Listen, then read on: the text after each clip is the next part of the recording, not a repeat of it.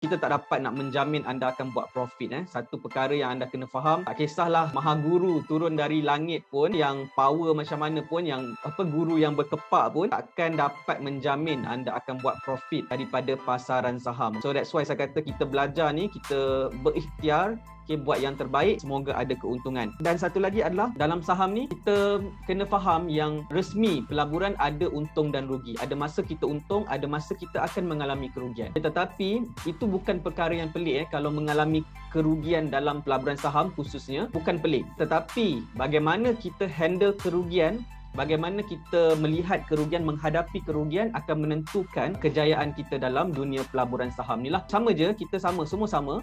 Kita ada modal masing-masing. Sama juga orang yang berjaya buat profit 6 angka, 7 angka dalam saham juga. Kita mempunyai emosi yang sama, mempunyai ketakutan, risauan dan sebagainya. Tetapi bagaimana kita handle kerugian tersebut akan menentukan kita akan bertahan lama ataupun tidak dalam medium pelaburan tersebut lah. Kadang-kadang macam ni tau, dalam saham ni ada orang yang dia untung awal, dia untung dulu, alright, kemudian dia rugi kemudian.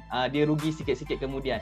Ada orang dia rugi dulu, rugi, lepas tu kemudian dia untung dia lagi banyak. Dan ada orang yang rugi, untung, lepas tu rugi. Benda ni bersilih ganti dalam pasaran saham. Ia adalah perkara yang normal, okey? Dan yang paling best, apa yang kita buat dalam saham ni, kita melabur dalam medium pelaburan yang sah di sisi undang-undang Malaysia. Pelaburan saham ni patuh syariah. Jadi tidak ada kerisauan untuk kita terlibat dalam saham. Kemudian kita boleh buat sebanyak mungkin. Fokus kita adalah buat profit sebanyak mungkin. Cuma bila kita bercakap profit sebanyak mungkin tu, anda kena faham, bukanlah kita kena pakai semua modal yang ada dalam kita punya account savings kita untuk kita beli saham. Kita bermula dengan modal yang rendah untuk kita membina kefahaman kita dan juga keyakinan kita dalam saham ni. Bila kita betul-betul faham, kita jelas, kita nampak apa yang kita buat, barulah kita start scale up.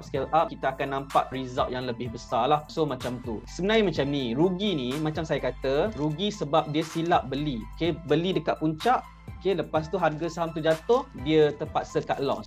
Tapi ada juga orang yang rugi, dia dah buat semua dah betul, tetapi rugi juga dalam saham ni. Tetapi itu bukan bermaksud dia buat dengan salah. Dia dah buat yang terbaik, macam kita memandu kereta, kita drive, memandu di lorong kita, ikut signal dan sebagainya, ikut laluan yang betul, memandu had laju yang betul. Tetapi ada orang langgar kita. Boleh tak berlaku kemalangan? Boleh berlaku juga kemalangan. So that's why bukan bermaksud kita buat dengan betul trade saham ni kita tidak akan rugi. Tak semestinya. Anything can happen in the stock market. Sebab kita tak tahu apa yang akan berlaku masa akan datang. Apa yang kita boleh buat adalah kita buat yang terbaik, persediaan yang terbaik, dan kita perlu menyerap kerugian yang akan berlaku lah. Masalahnya apabila anda membeli dengan kapasiti yang terlalu besar, modal yang terlalu banyak, yang anda tak boleh handle loss dia. Itu yang susah. Itu yang jadi masalah. Sebab tu kalau nak average down pun, average down ikut kapasiti masing-masing, ikut kemampuan masing-masing. Bukan sebab orang lain buat average down, kita buat average down. Kalau kita memang tak mampu untuk buat average down, jangan buat average down.